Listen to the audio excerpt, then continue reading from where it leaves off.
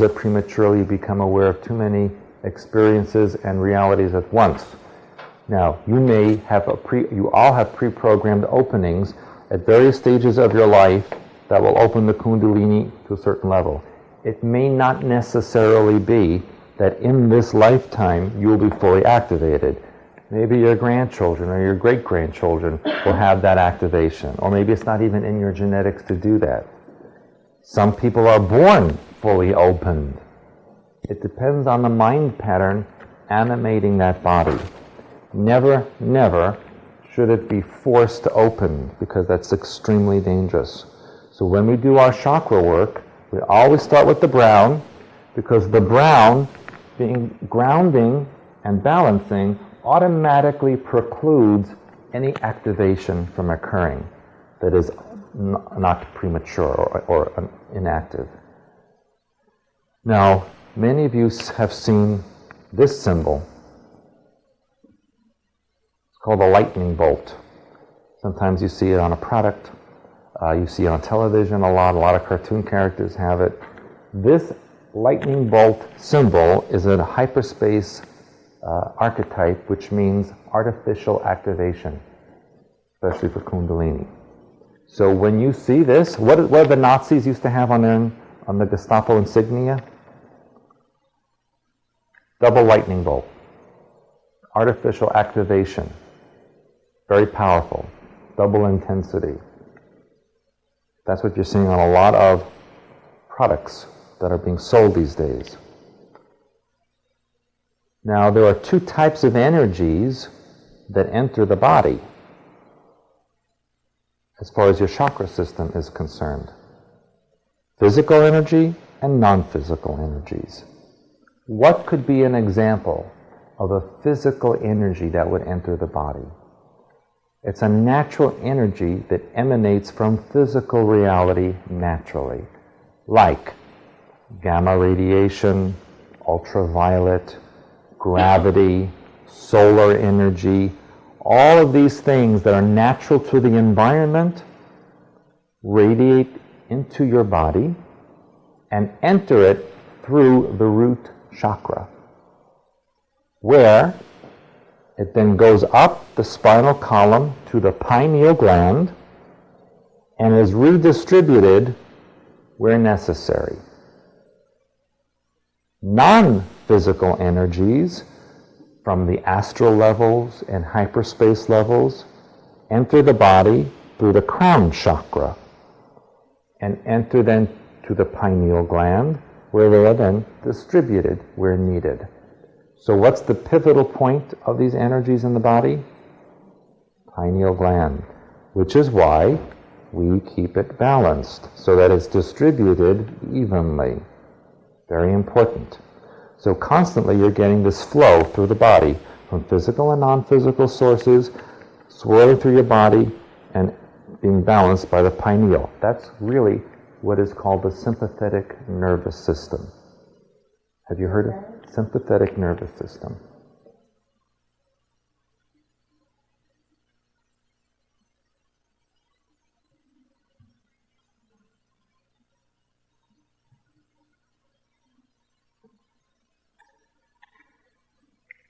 Now, what happens if you have a block at some part of your spinal column? Energy can't flow properly. And that would cause a subluxation to occur that then would need to be readjusted. That's what that's all about in your spinal column. Spinal column is, for all intents and purposes, a conduit of electrical wires. That's really what it is. It goes from the generator to the outlets. That's basically what your body's about. You're an electrical system. Now, we're going to get into the spinning part. Now, when we spin horizontally, not as a vortex, but horizontally, we're going to go either clockwise, which is left to right, or counterclockwise, which is right to left. How will we know which way we need to go in the morning? Chakra spinning should be done in the morning before you even get out of bed. How do you know which way to go?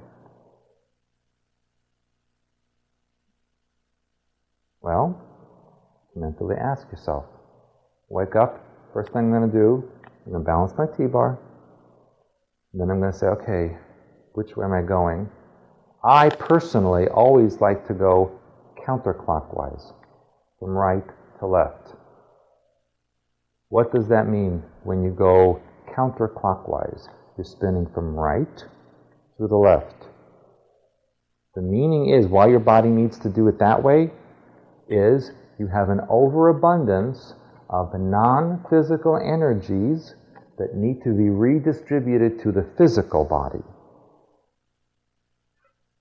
Counterclockwise is overabundance of non-physical energy that needs to be redistributed to the physical side.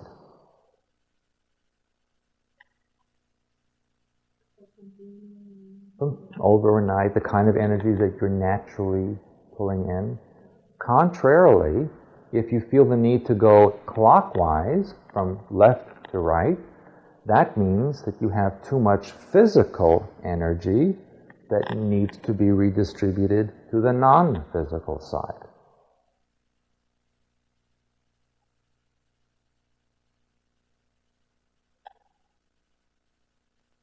Now, every morning when you wake up, you're going to ask yourself which way I need to go.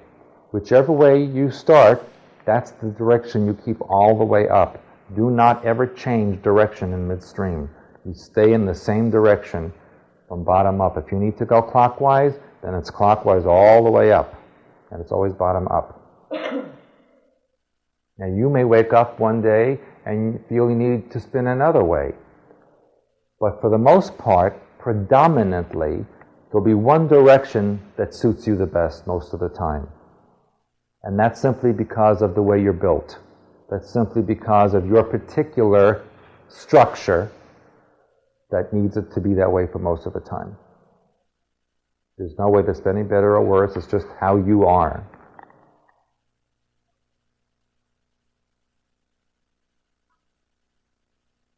And when we spin, we always again start with the brown.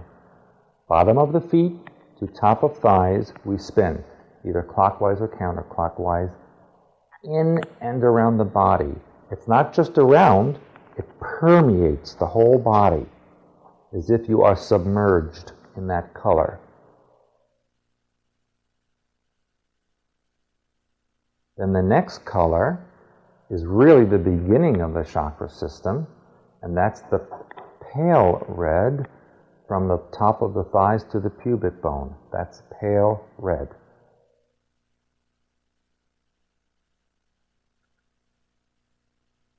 Again, in and around the body.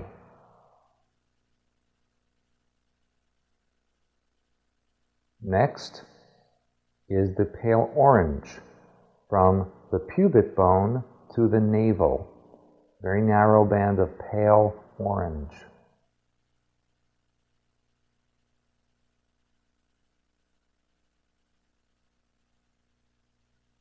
Next, from the navel to the sternum is a pale yellow color. That's the solar plexus.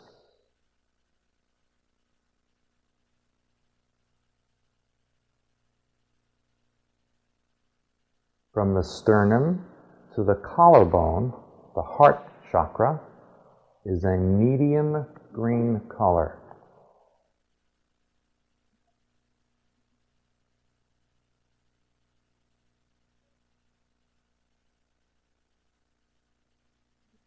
Medium green, just like you see on the chakra tube there.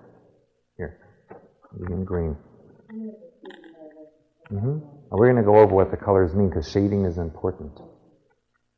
Then from the collarbone to the tip of the nose is the thyroid or throat chakra, and that's ice blue, real icy blue color. That's your communication center.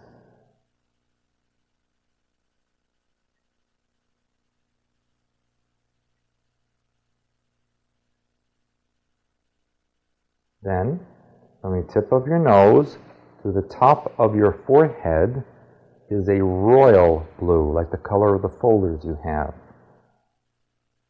and that is the pineal area.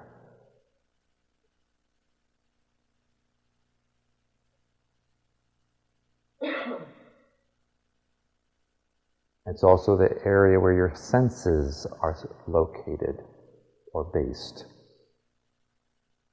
And finally, the very top of the head or skull area is the crown, and that's violet. Now be very careful about the differentiation between violet and purple. People get them mixed up all the time. And so in the back of the Healer's Handbook, I have a color chart, and I purposely put violet and purple next to each other so you can see the difference. In a lot of foreign countries, in Europe in particular, they use violet and purple interchangeably because they don't have words for purple. They just call it violet. And so we have to differentiate. I call it blue violet or red violet. And that's how they know the difference. Violet has more of a reddish pink to it. Purple has more of a deeper blue to it. So there's a difference. Okay? So what we're going to do right now is we're going to actually together spin our chakra system in this tube form, in this cylindrical form, so that you feel a difference of the energies based on what you have been doing. And then you can see for yourself how the energy is. It doesn't matter if you're seated, standing, laying down, doesn't matter. Remember, hyperspace, there's no direction. It's just energy. So try not to put a human perspective that I need to be straight like a cylinder. It doesn't matter. It could be hanging upside down or whatever you like. But and then after we do that, we'll go through the meanings of the colors of your chakra system and why shading is so important. So are we ready to just quickly do a chakra spin, my version of it, which is your feet flat on the floor, hands at your side or on your lap. Quickly balance your T-bar so the energy is distributed evenly, or if you can't see your T-bar, use the royal blue circle with a dot in the middle at your pineal gland. And then, from the bottom of your feet to the top of your thighs, you will be spinning in brown in and around the body, either clockwise or counterclockwise. So choose right now which direction you feel is appropriate for you. Whichever direction you choose, that's the one you stay with all of the way. So you're spinning right now in brown, bottom of feet to top of thighs, in and around the body. Feel the brown. It's grounding and balancing for you. Now, from the top of your thighs to the pubic bone, you're spinning in and around the body in pale red, same direction as the brown. In and around the body now in pale red, top of thighs to pubic bone. That's your root chakra.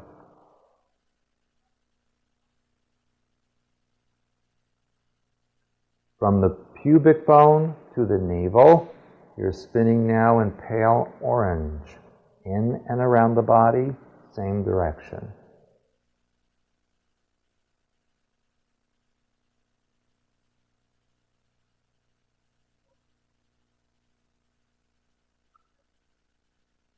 From the navel to the sternum, you're going to spin in pale yellow, in and around the body, same direction. That's your solar plexus.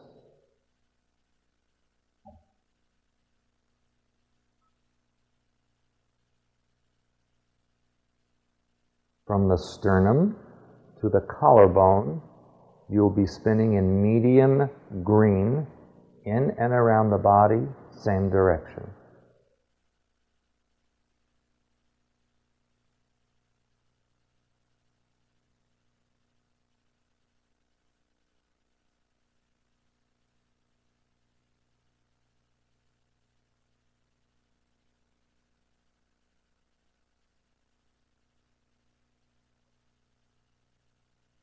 Now from the collarbone to the tip of the nose, you spin in ice blue, in and around the body, same direction. Use a good ice blue in this area.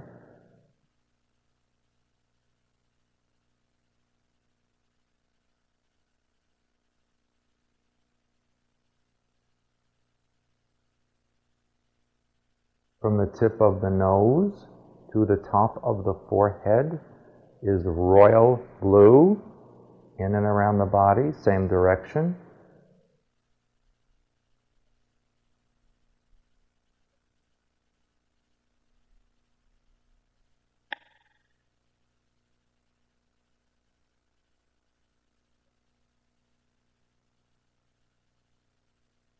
And finally, the very top of the skull, the top of the head area, is violet, in and around the body, same direction.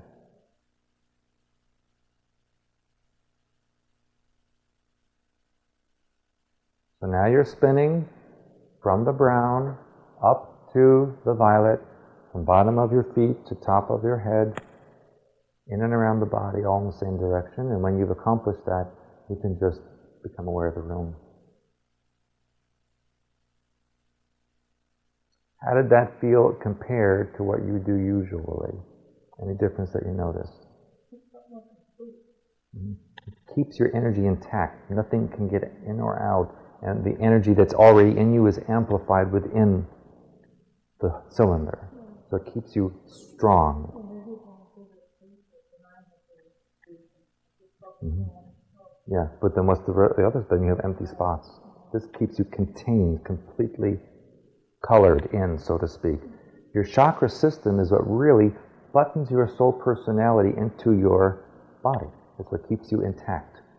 And what Alzheimer's disease is all about is that you're unbuttoned from the top down, so that you lose this, whereas the rest stays intact. People can live for years with Alzheimer's and they're just shells walking around. That's the unnatural way of dying. The real or proper way of unbuttoning from the body is bottom up. This should be the last thing to go. But in society, and because of the way things have become, that's what Alzheimer's is all about. And if you know a patient or person with Alzheimer's, and you now know where the colors are and how to use them, and you help them put those colors back, they can possibly regain use of their mentality. Also, it's very important to remember to keep the same direction all the way up, whatever you chose in the morning, because there are some modalities out there, at least one in particular that I learned about, that's teaching people to reverse the spins. One way, clockwise, the other way, counterclockwise, all the way up, reverse. That's very dangerous. And logically, if you think about it, if you have a wet cloth and you start going like this to the cloth, what happens to the water in there? It's wrung out. So if you do that with your energy system, you're wringing out your energy. You're depleting yourself. Never do that. Always keep same direction all the way, and always bottom up, never top down. What would happen if you spin top down? You're actually turning yourself off. It's unscrewing you instead of putting the light bulb back in, so to speak. So always bottom up, always in the morning. The only time I ever recommend ever going top down is if you've experienced an event that was so traumatic that you would have to be sedated for hours. In that case, instead of taking medication, then I can understand spinning top down to turn yourself off. But hopefully, none of you will ever have that need.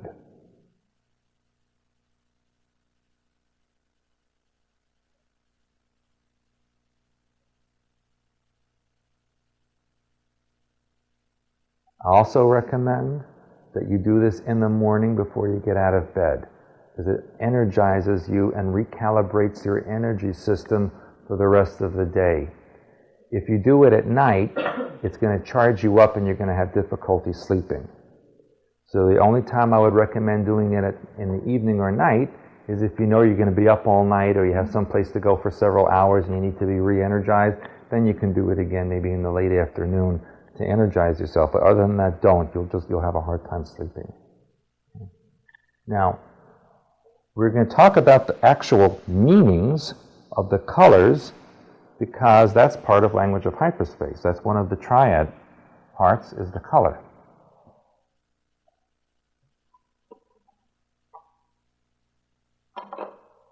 Now, we always start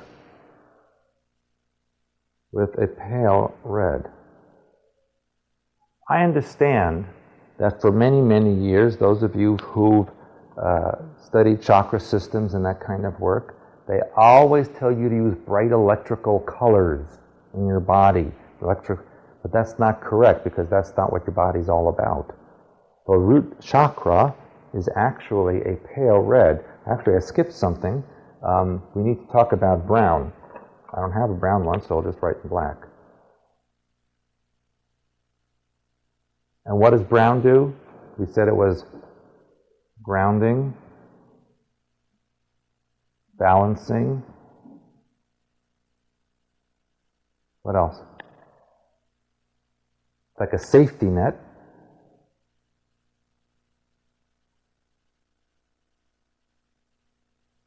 And as far as time is concerned, time travel or mental time travel, brown represents the present moment. The here and now. That's what brown is about.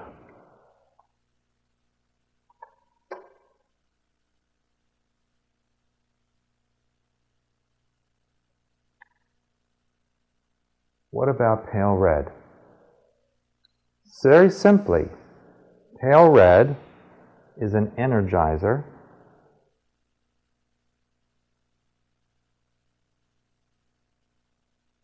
What else? It's also male creativity.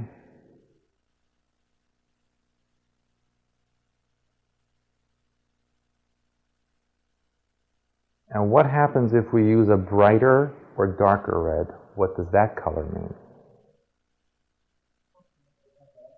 It represents anger, frustration, pain or hurt. That's why we keep it to the pale red.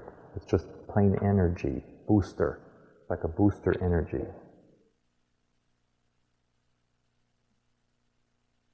And in your notes you could put darker red or bright red is anger, frustration, hurt, and even aggressiveness.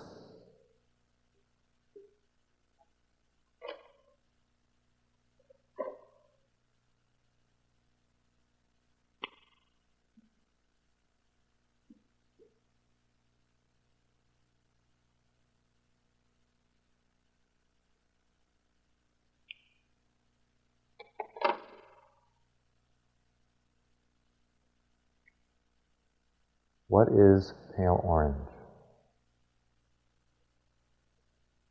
Well, we're going to learn today in one of our visuals, actually tomorrow we're going to learn that. Pale orange is the color of absolute truth.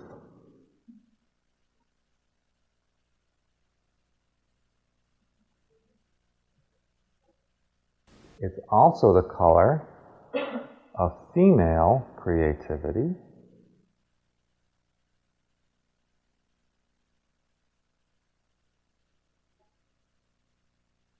What else? It can also be used to replace sunlight.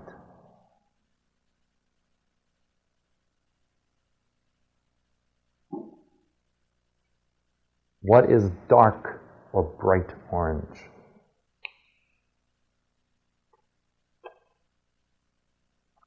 Dark or bright orange represents heavy sexuality.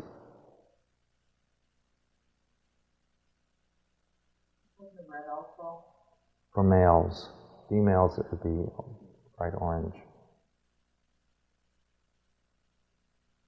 And you'll notice in many police departments, when they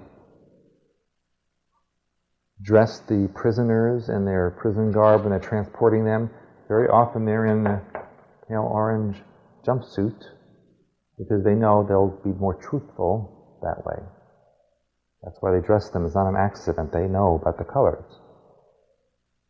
But darker orange has a lot of also aggressiveness, hostility, heavy sexuality. A lot of rapists, if you look at their energy fields, have a heavy or dark orange and red in it. That's what representing their mentality. This is supposed to be pale yellow. There it goes. Can you see that?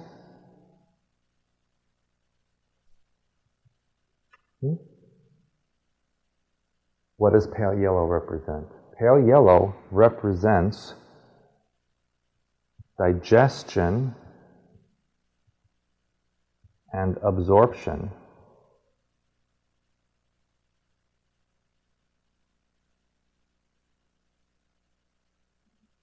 That's why it pertains to the digestive system. Also represents understanding.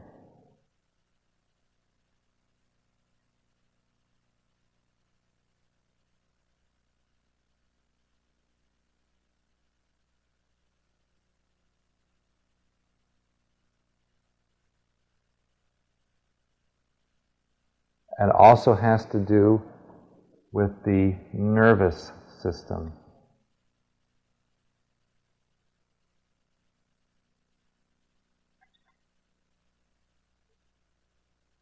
Now, darker or brighter yellow has to do with ELF, or extra low frequencies, mind control devices, technological devices emit darker or bright yellow colors.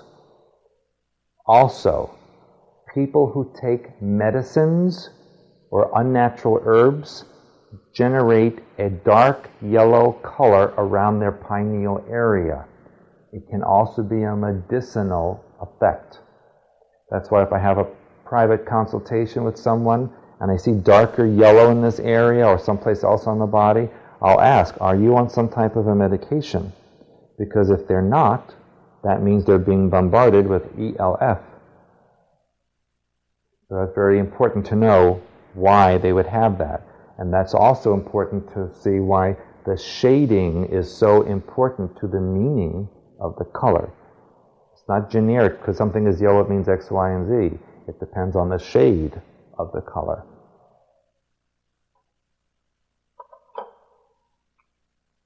Mustard yellow represents toxins or fear. So we don't want to ever see a mustard yellow color in a person, because then we would say that person has a toxin in them or they're afraid of something. Generally, you see it in the heart chakra area when there's fear involved. If you see it here, then it generally means there's some kind of toxin in their digestive system. Particularly, I noticed that in people in Florida had a lot of darker or mustardy yellow in their digestive area, and yet they were not on medication. And then I realized that they were drinking their water, which is full of sulfur, and sulfur can also leave a mustard yellow color in the digestive system. Next is medium green.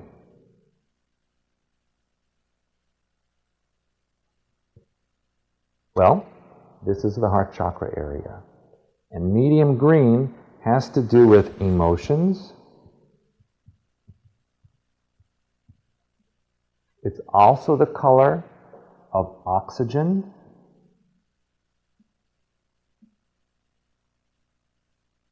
And time-wise, green is related to the past.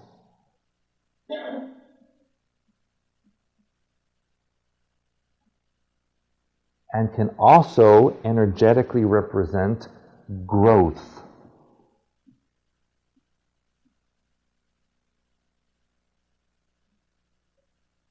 Now, if I have an olive green color, if I'm looking at a person and I see that person has a lot of olive green here, what could that represent? Olive green represents negative emotions or aggressiveness from the past.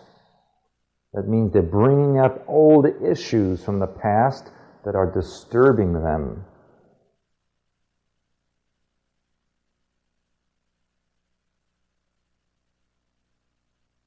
When I see lime green, I have to ask a question. Lime green represents jealousy. And so I need to ask, is someone jealous of that person, or is that person jealous of someone else? Here again, I would see it mostly in the heart chakra area. Now these colors that I'm telling you that have a negative connotation to them, these are colors that you may see in a person's energy field, but you must never put them in a person's energy field. We could see them, we need to understand what they mean, but we must never put them in. If we're doing healing work on somebody, never put those colors that I'm giving you, the negative ones, inside an energy field. I'll go over that list with you in a moment. Now the next color is a ice blue.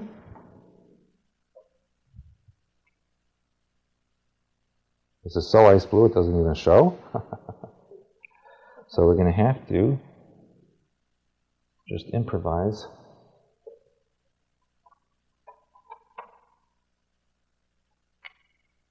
Just put ice blue. This is really not ice blue, but an ice blue is a communication color.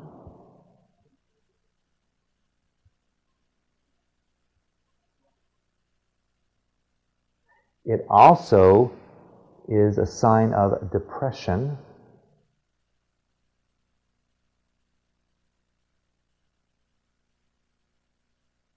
Especially if we see it in the heart chakra area. If I see ice blue in the thyroid, that's excellent. But if I see it in the heart chakra, that person is depressed. It also stops bleeding and pain. So that if I have a severe pain in any part of my body, and I immediately put ice blue in that area, pain will stop. And if you have a nosebleed or you get cut, immediately put ice blue mentally in the area, will stop the bleeding. And it's interesting because all those colors is what I've learned with chronic healing, all those light colors. Yeah.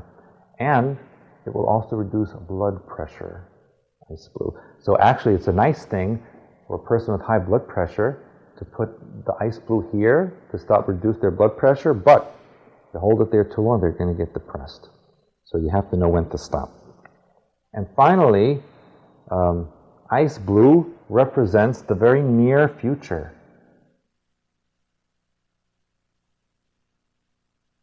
Just like I should go back here and tell you that very pale green or light green is the immediate past. Yeah, I just put generally, yeah. Oh, and you can also use ice blue. If a child or anybody has a fever, you put them in ice blue, will reduce the fever. Now we have royal blue.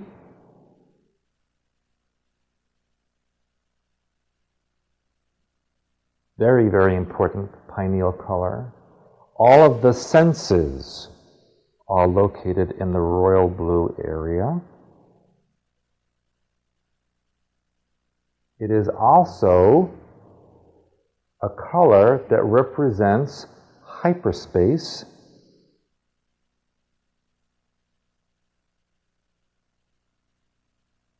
It's your color code, entry code into hyperspace.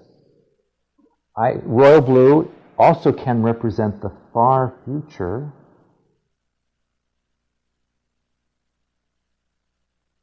And when you are doing a visualization or you're in hyperspace and you happen to see some object in royal blue can also represent technology.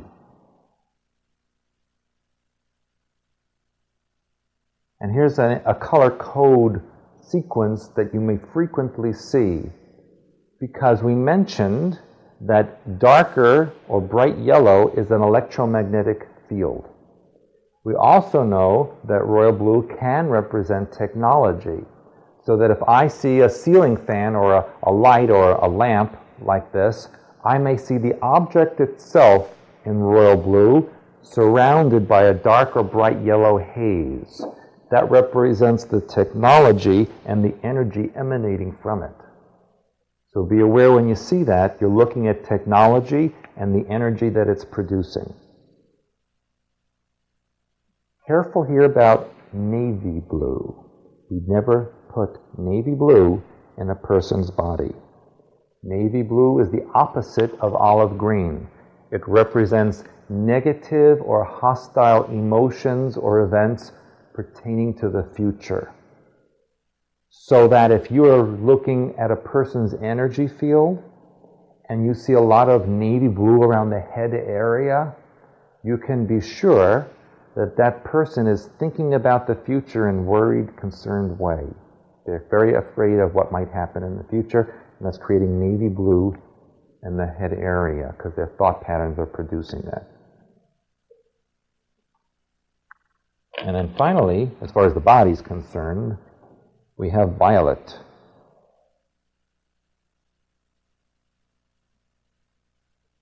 Now, violet is a protection color. We're going to go over protection techniques. It also acts as a filter for energies or purifier.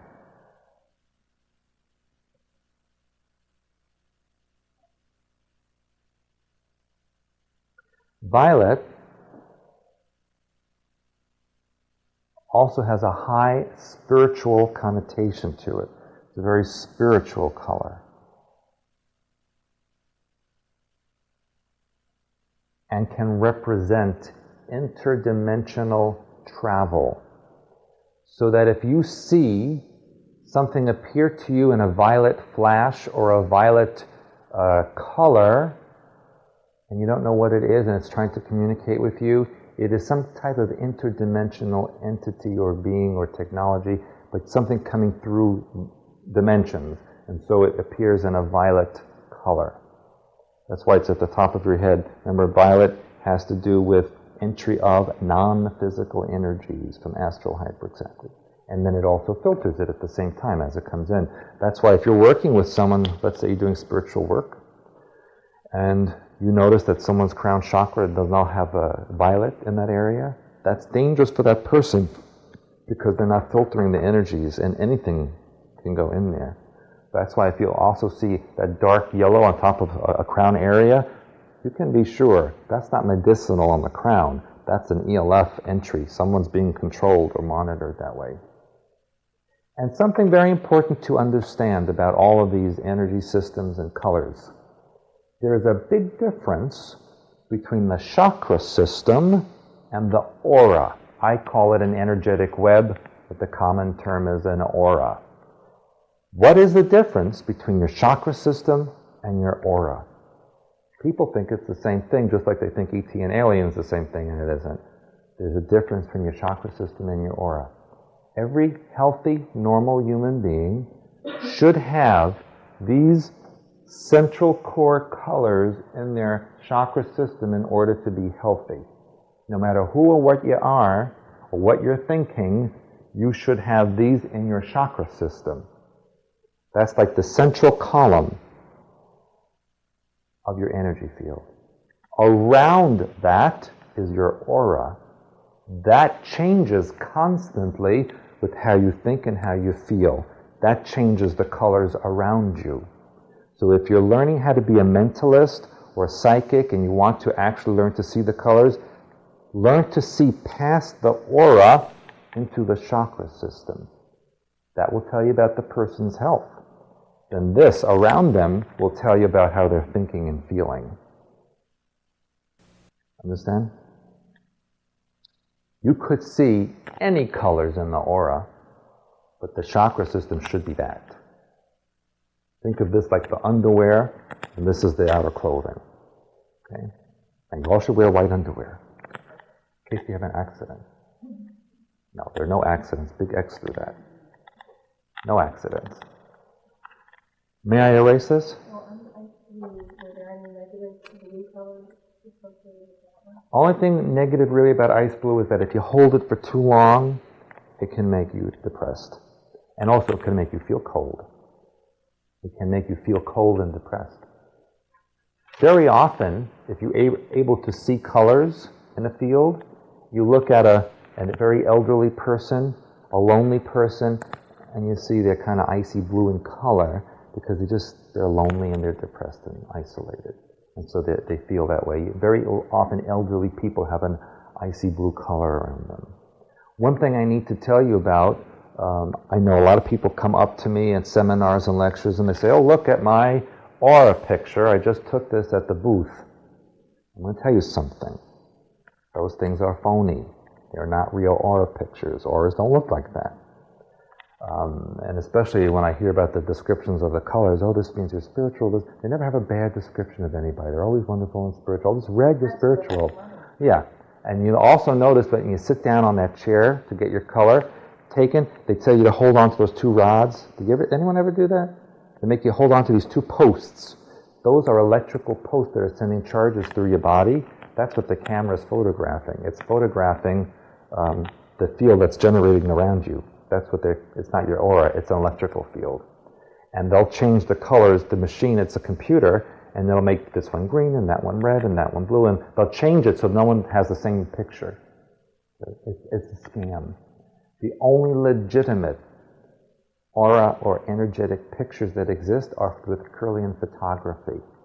Kirlian photography is not portable. It's a pretty big machine, and it's only for scientific and governmental use. You will never see it at an expo. Just let you know that. You can do it for fun, but it's not really you. Okay? Just want you to know that. I'll tell you what, I can use that board even though it won't be on camera. I wonder if they'll get mad at me for that. I want to give you a list of colors never to put in a person's energy field because it would be damaging to them. And some of it may be interesting to you when you hear about it. So I can erase this then? Okay.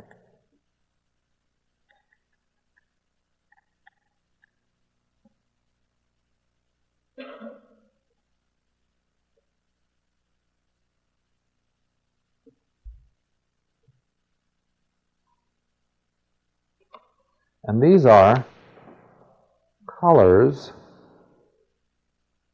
that we never place in the body.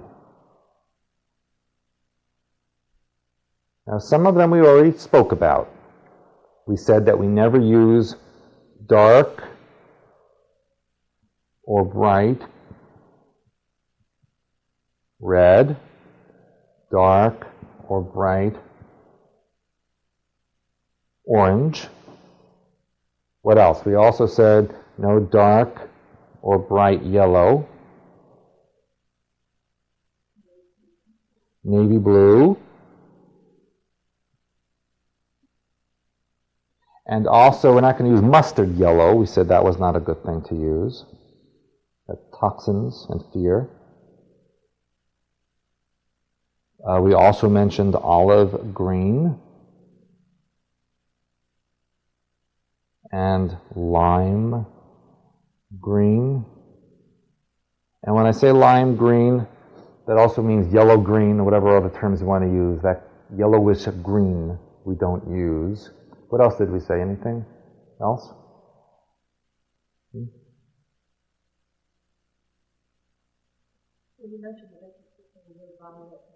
Right.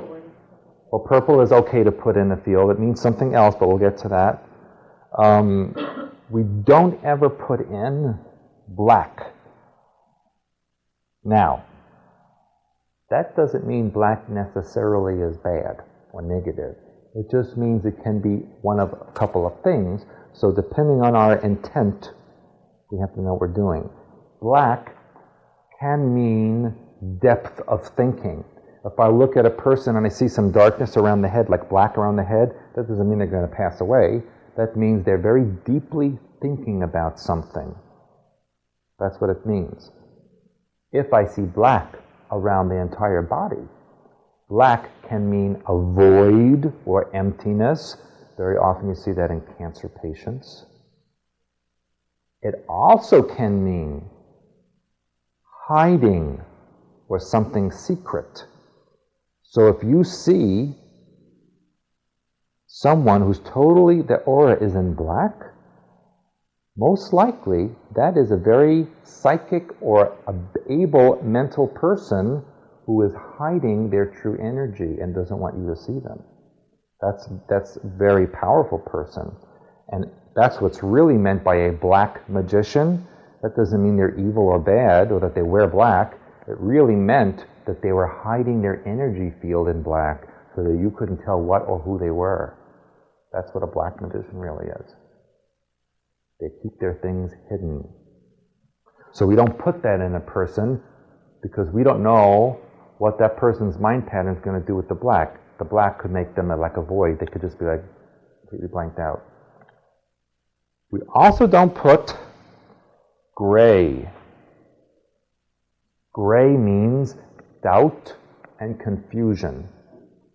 So when we see, for example, when I look at a person and I see gray in this second or root chakra area, that says that person is confused and doubtful about their creativity and their productivity. They're not sure what to do with themselves. Very often if you see someone who's unemployed or they don't have a job and they don't know what to do, there's a lot of gray around them because they're confused and doubtful about themselves. We also don't use hot pink. Hot pink is lust. Now, of course, you might want to put that around you at some time, if you're in a bar or what have you, but we do not put that in somebody's energy field. And if you happen to see that in someone's energy field, you know what they're after. What if you see a person, and then you probably see this in a male figure, a combination of bright red, bright orange, and hot pink in their energy field? What would you do with that person? I would stay away. That person has very hostile, aggressive tendencies. Most likely would be a rapist. Yeah, so you stay away. And here's, do I have most of the colors that I said so far? Because the next one's going to surprise you. Okay, I think I can go to the next one now. And I want you to think about this after I explain it to you. We also never put white in a person's energy field. And I'm going to ask you a question. When it's summertime and you're driving around in the summer, what color car is the best car to be in the heat and sun? White. Why? Reflects away energy. Black absorbs white. So, if you hold white light around yourself or another person, what's that doing to their chakra system? It's reflecting it away and killing them. This is why when people have visions of departed relatives or angelic figures, they see them in white. Why? Because they have no living chakra system. That's right. 99% of the time you see those beings in white because they're not alive physically. So you never put white in or around a person's energy field because you'll be reflecting away their natural color. What about the combination of white and gold? Doesn't matter. The white will reflect away the gold. Yeah. Make sure you know what you're doing. Now let me give you another thing. White can be used as a temporary flush. For example, let's say you're doing your cleansing breath and you really feel junky today. You really feel like you have a lot of junk in you. You can quickly use a white flush to flush that out and then get rid of the white. And then put the normal colors in there. But never hold that in or around yourself or another person because that will reflect away all your chakras and you'll be in trouble.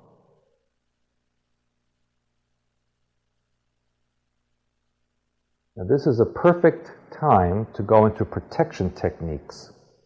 How many of you have your own protection techniques that you do? Yeah? Only one of you? How many of you do hands-on healing work? So this is going to be very important for you. And we're going to talk about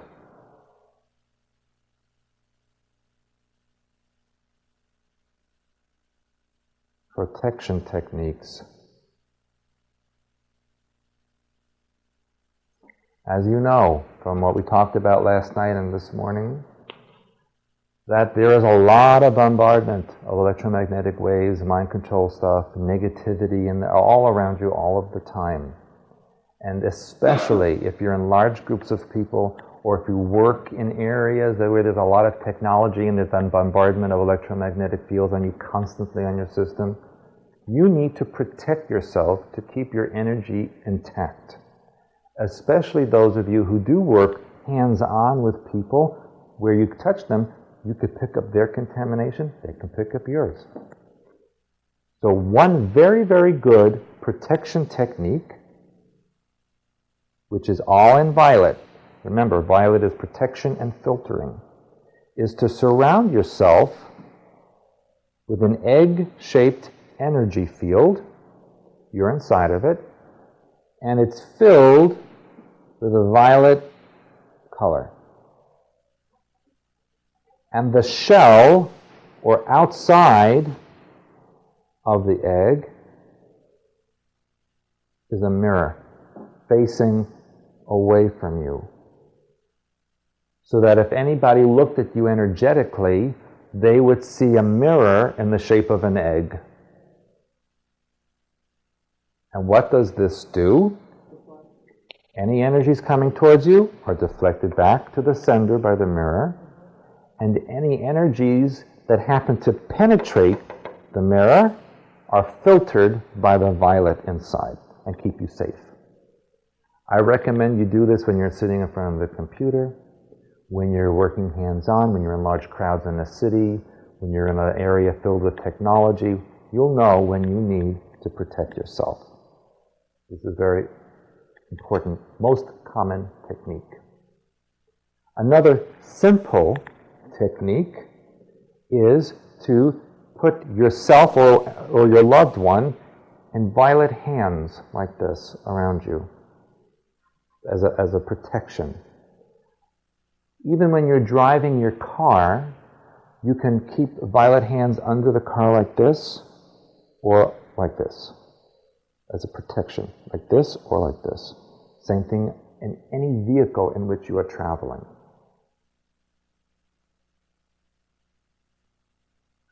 Another protection technique, which many of you may have seen, I call it the ring or the halo. That's what they have them on religious photos or paintings, of a ring or halo over the top of the crown area. But what is it really doing? Coming down from that ring are violet energy rays or threads that act like a curtain of protection around you. Yeah, and it's completely enveloping you. That's why they drew halos over people's heads in religious paintings. You can also add to this either silver or gold overlay to the violet as a protection.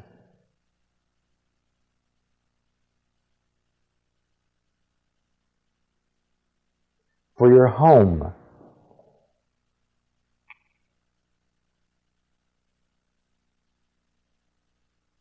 okay, this is your home.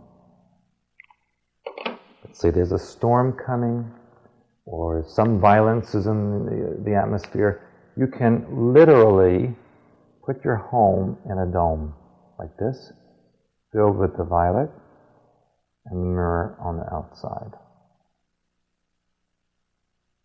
I would also suggest, because such things are underground as well, that you complete with a circle or a circle, because there's stuff coming up from underneath as well that you don't even realize. The earth, as we'll find out tomorrow, is really hollow. So, very important you cover the top and the bottom, all angles. Now, I need to ask you all a question. How many of you have heard of the Bible Code, the book, the Bible Code, where, by putting the ancient Hebrew language directly into a computer without spaces, the computer showed that coded into the wording were sequences that connected certain letters together and formed multidimensional shapes. Now, when they put all the shapes together and they asked the computer, what is the master shape that is the shape of all shapes and everything comes from it, and would also therefore be the most perfect protection because it would literally be the shape of God mind, the computer came up with a tetrahedron inside an octahedron. It's hard to draw, so bear with me. A tetrahedron is a three-sided pyramid on a flat base.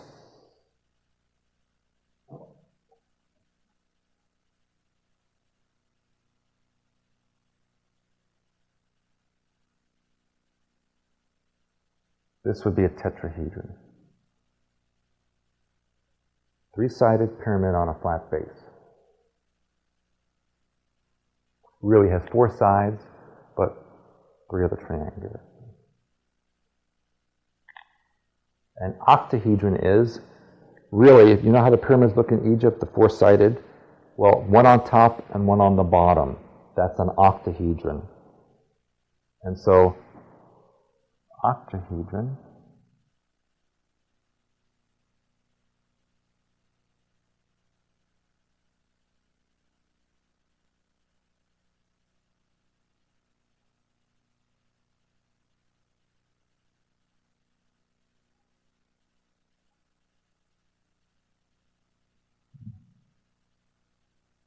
that would be an octahedron. And the whole thing would be in violet. And whatever you're protecting is in the middle there, in the center of the tetrahedron. This works as a super fantastic protection technique. Think of it as the master protection of everything. In fact, the image is so powerful when you create it that it lasts for 3 or 4 days. All these others need to be recreated every so often during the day. This one lasts for 3 to 4 days before it dissipates. You really only need to do it twice a week if you were protecting yourself or another person or a thing. When you fly or you're in a vehicle, it's a good idea to keep the vehicle in the very center of the tetrahedron, inside the octahedron, all in violet, all of it in violet. Someone told me that as an extra added dimension or super duper, really overkill, you could put a ring of gold around the whole thing, or gold and silver, around, like you would at the halo, only be gold and silver around all that. It's really superfluous, but look, it couldn't hurt you. So, remember this ultimate protection technique. It lasts a very, very long time. And a lot of people have difficulty conceptualizing it mentally because it's really 2 different shapes in one. And really 3 because you're putting whatever you're protecting in the center of the whole thing. So you first want to put yourself or whoever you're protecting first, then build the tetrahedron around that. Then once you have that in your head, then put the octahedron around that. All in violet. And nothing will ever happen to you.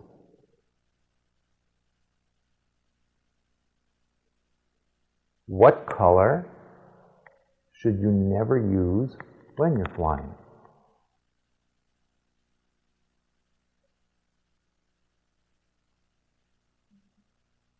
Well, you shouldn't use that anywhere. But what color would be very dangerous to use when you're flying? Well, you're sitting on it. Brown.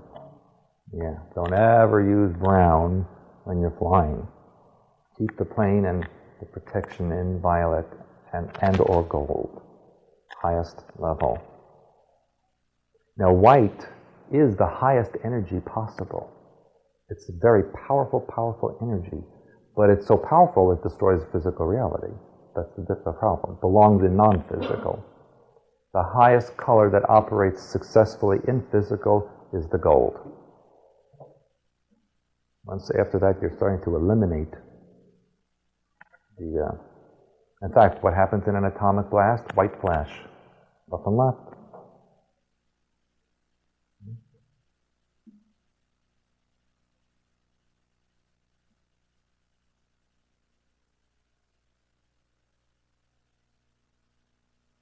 Any questions on any of the colors or the healing techniques or combinations or anything like that? These, they're as needed. Usually they'll last several hours. You'll start to feel like you need to do it again. You'll have an inner knowing that I need to regenerate this. But this one, as I say, is so powerful, lasts 3 to 4 days before it dissipates. And also, don't forget the violet hands also as a covering. So can I erase? May I erase this? Yeah?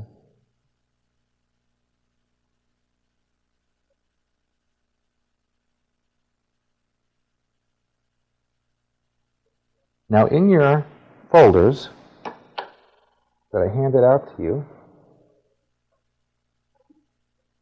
I don't know what side of the folder is on. Oh yeah, it should be on your left. You're going to see 3 sheets. Now, hopefully they're correct. That have archetypes on them, symbols. And another one that says, learning a new language.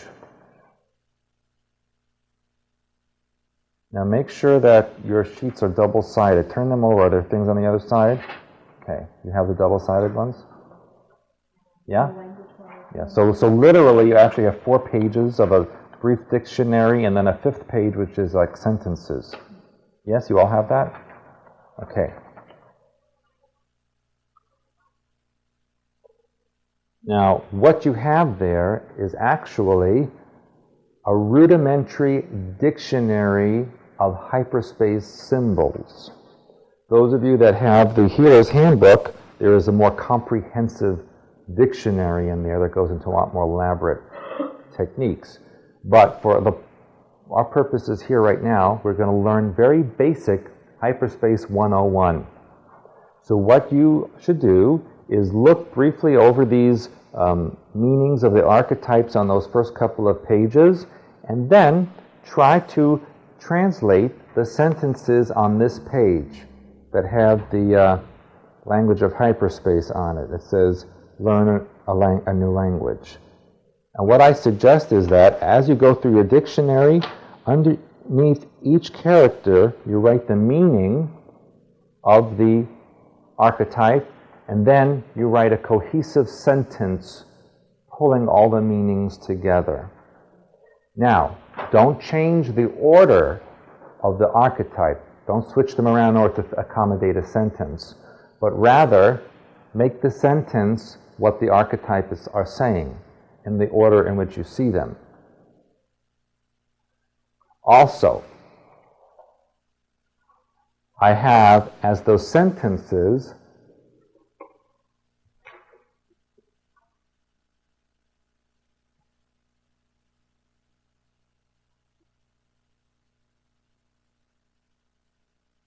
you're going to see 4 symbols on those sentences. When you see an archetype sentence with 4 symbols in it, that is always a DNA sentence. Who knows why it would be a DNA sentence with 4 symbols in it? If you know, we're going to learn tomorrow, but I'll just give you a little hint today, that there are 4 protein bases to DNA, and as each one ignites, as you activate your DNA, it gives off its symbol, creating a DNA sentence. So it's literally helping you know it's in your DNA structure. What happens in a sentence where there's only 3 symbols? What does that mean? Try to remember this morning the levels of awareness. The number 3. If you're getting a sentence of 3, that is a sentence directly from your mind pattern, from the levels of awareness.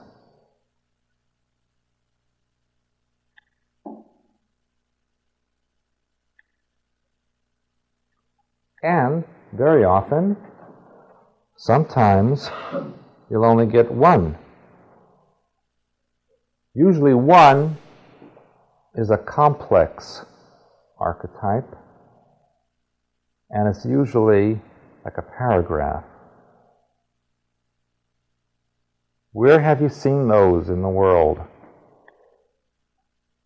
Where have you seen a complex archetype in the world that needed to be translated?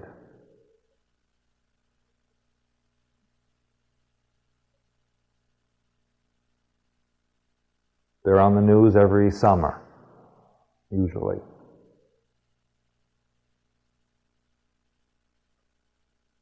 No idea, huh? They're crop circles. Which they're really not circles, they're complex archetypes that need to be deciphered. If you get a symbol that's something else, let's say you get 2 or 5, then there's something incomplete. You missed one. If you're receiving a sentence that's on 2 or 5, etc., generally they're 1, 3, or 4. So take your time and go over each of the sentences. Remember, write the name or the meaning underneath, and then make a cohesive sentence that pulls it all together without changing the order of the symbols in the sentence. Now I'm going to tell you that on some of them, well, actually, especially the ones towards the bottom, I threw in a little extra symbols in them that you'll need to think about. Now, when you get a complex archetype, in order to translate it, you need to break out the pieces into the components and understand what the components mean.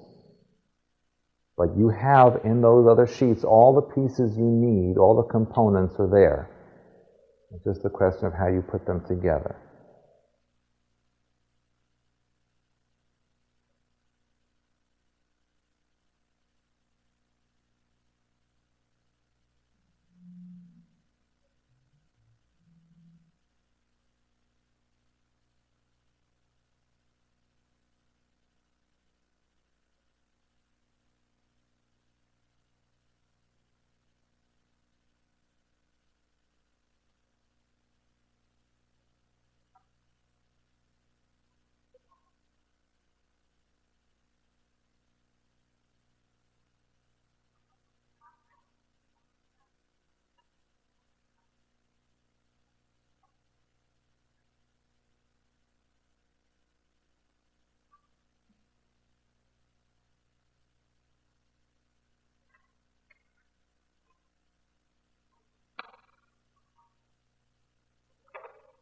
Don't worry about that last line down there. It says write 3 sentences of your own. You don't have to do that if you don't want to.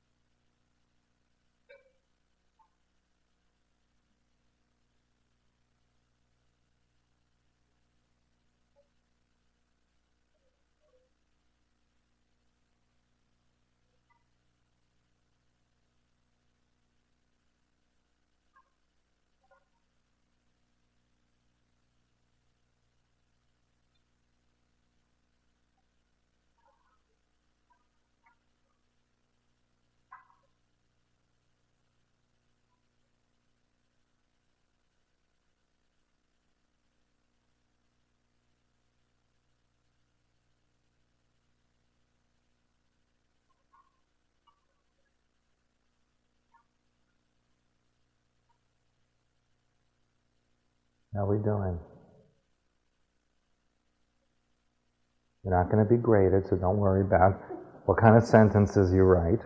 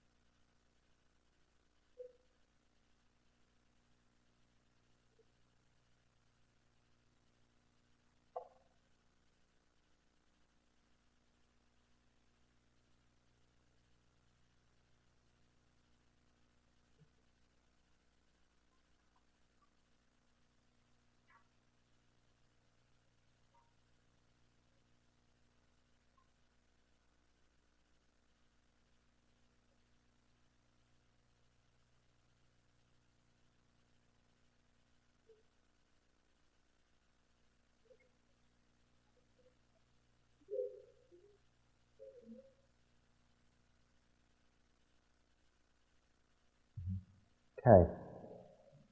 Have we done at least the first couple on top?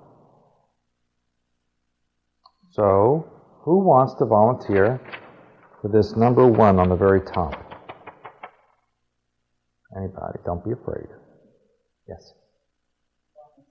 Sure. Messages from the DNA expand in intelligent entities. Fine. Absolutely fine. How did we know, or you know, that this was expand? Expand and cancel. What would tell you the difference? Let's say you got this sentence mentally in your work. How would you know by color if this was expand or cancel? Remember something. The archetypes can appear in any color, and the color refines the meaning. I did them here in black and white because they're generic. I wanted you to just get the idea of translating. But just for your own benefit so that you know, here's so that you know. Let's look at the chakra tube. Basically, if it's below this point, it's cancel or remove. And if it's above this point, it's multiply or expand. So if you saw it in royal blue or violet, it means expand or multiply. If it was in brown or red, most 99% of everybody uses expand, because that shows you're a positive thinker.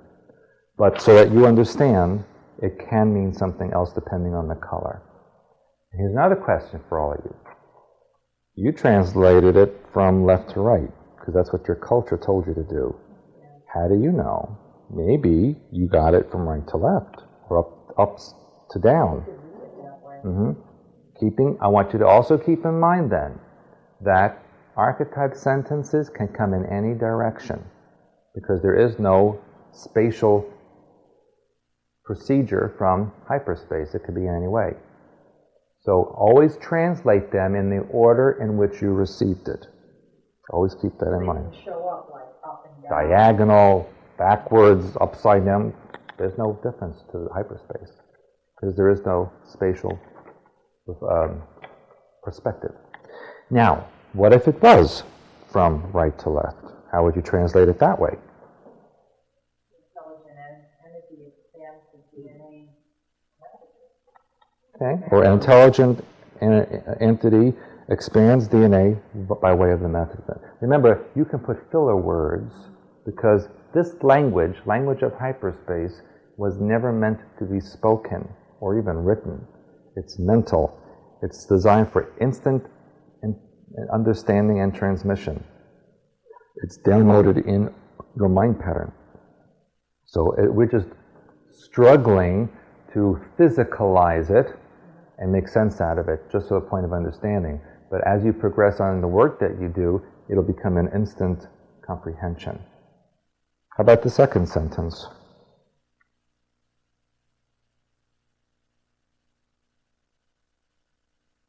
Anybody?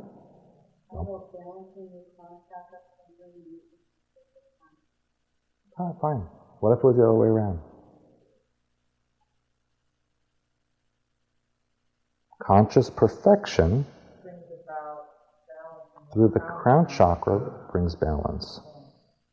Okay. How about that number 3? I put a little bit of a twist in there, but you still have the components that you could decipher it. So how would that be?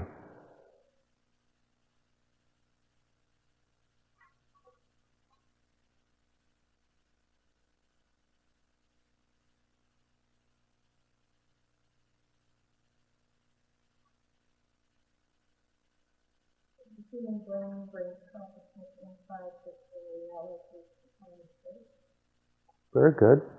You did it right to left, okay. And if it was the other way? You could say in the other way, space and time brings conscious awareness for human beings. Or you could say human beings, awareness of their reality is through time and space, which is true. What if the human being archetype was in red? What would that say about that person? Or if I just had this archetype in red? Or if you saw that symbol, what would that say to you?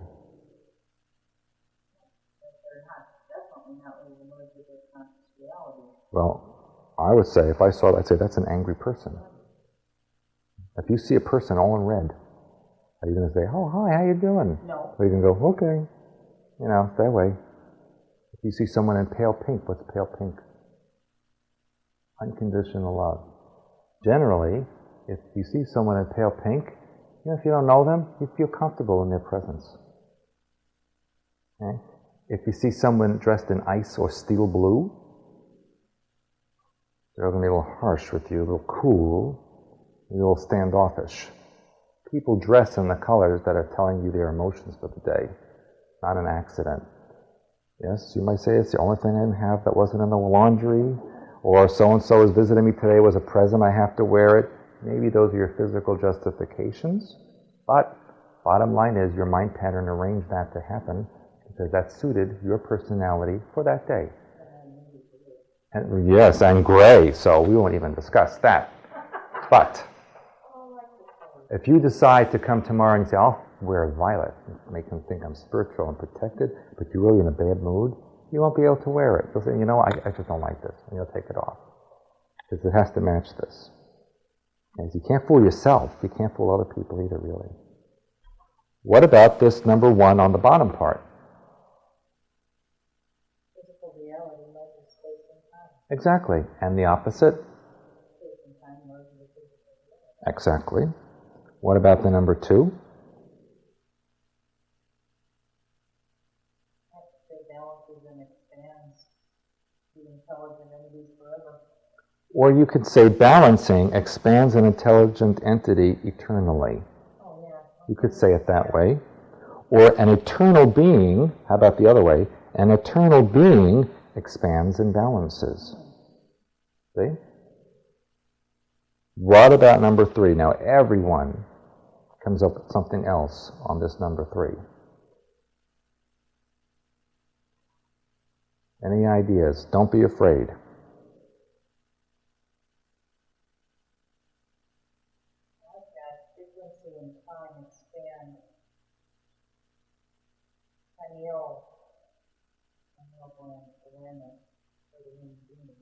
Kind of close. What is a frequency in time? What does that mean? What is another term that you can use for that?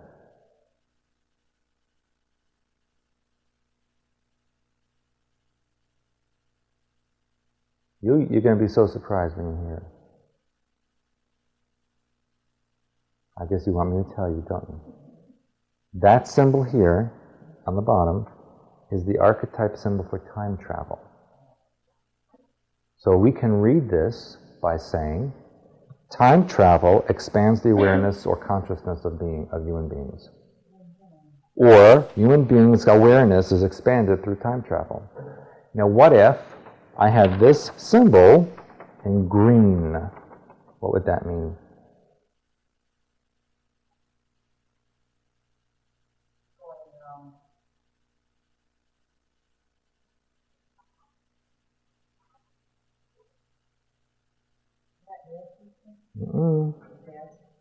Past. So this would be time travel to the past, or simply past time. For example, if you're telling a story in archetype, and you're telling someone that this happened a long time ago, you would just use the symbol in a darker green. The darker the green, the further into the past. The darker the blue, the further into the future. Now you, or someone mentioned the difference between violet and purple. I told you what violet is, and purple has several other meanings. Purple represents deep space travel, also represents royalty, and physically, if you put purple through your veins and arteries, it removes plaque and cholesterol.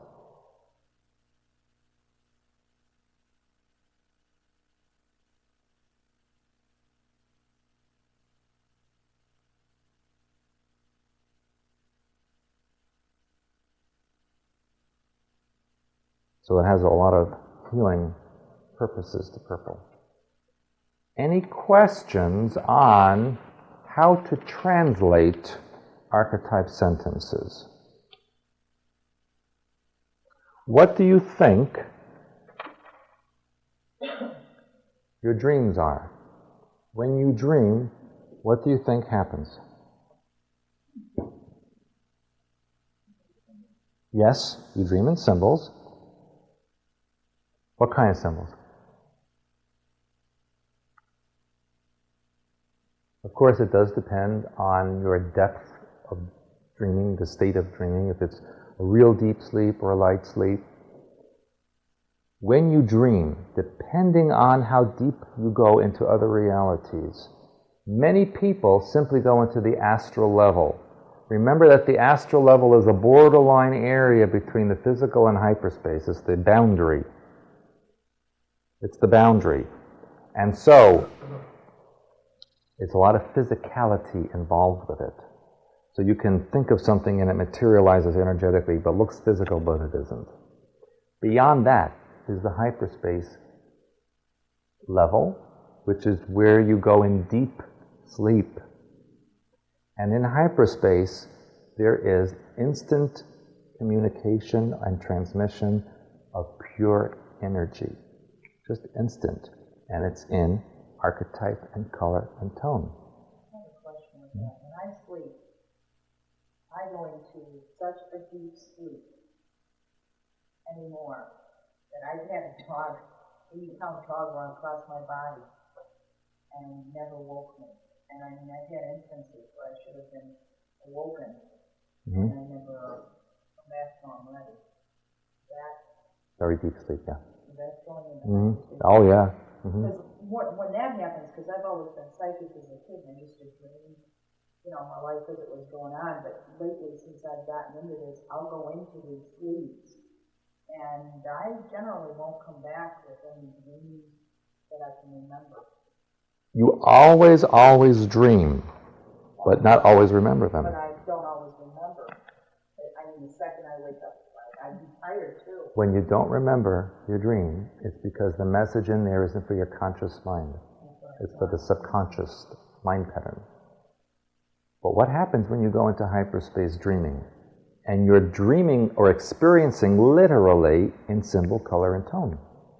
Then when you come back to your body, because you do leave your body when you go to sleep, when you come back, your left brain says, does not compute. I have no reference point for this symbol stuff. What is it?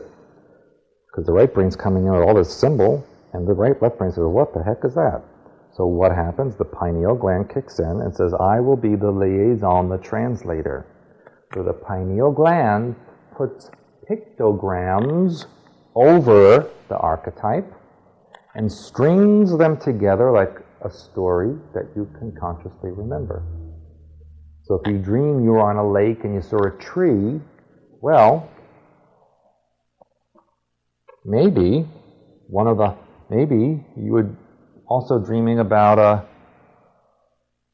T-bar and a circle, but your left brain said, I don't understand that, so your pineal gland made this into a lake and put birds and flowers and things on the tree, or it might have made this into a pyramid, which could have been this might have been a house in your dream. You understand? DNA symbol very often appears as a railroad track or a ladder. Okay? These are all the symbols that's why you need to write down all of the dreams that you possibly can remember and then translate them so that you can see the message you're getting either from your genetic code or from your own mind pattern. Now, normally, a person sleeps 7 or 8 hours a night. That's a normal range. If you extrapolate that into a lifetime, and in the United States an average lifetime is 75 years, so a third of your day that you're sleeping, extrapolated to a lifetime means you were sleeping 25 years. A quarter of a century, you are asleep. That's a very long time to not know what's going on in your life. A third of your life, you don't know what's going on. And you're conditioned when you're a little child and you have a dream or a nightmare and you tell someone, oh, it's just a dream. Don't worry about it. Don't pay attention to your dreams. They're just dreams. But they're extremely important because the life you live in your dream state is just as valid as your waking state. It's just that the rules and regulations are different. But they're just as valid. You are an entity, a conscious entity in all those realities. It's very important that you write them down. Very often in the dream state, you get communication from those who have passed on because it's easy to access you. And you may also get, very commonly, information and communication from an alternate self of you.